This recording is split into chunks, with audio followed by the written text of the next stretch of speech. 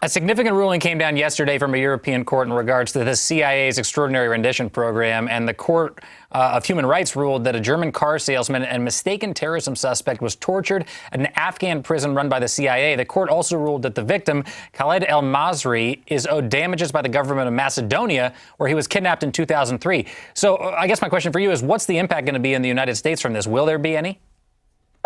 Minimal.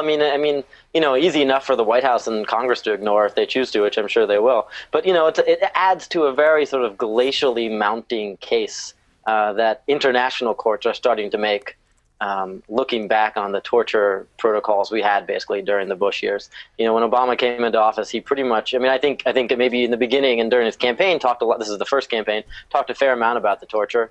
Was pretty clear about that. Came into office, I think, intending to maybe do something about it. Pretty quickly decided that was unfeasible for him to, for whatever reason, to really, hold people to account for this stuff. So he decided not to. That was a decision he made, and that could be the end of it. Except that we're seeing this. There's a story recently, also an Italian court also subpoenaed some CIA officials over what they had done in Italy. We're starting to see a little bit of this build, and if it continues, the story's not over, and it shouldn't be over about torture. I don't think anyone should be shocked by now by what our CIA did and was party to during those years, and with the renditions and where they drop people off in black sites across Eastern Europe.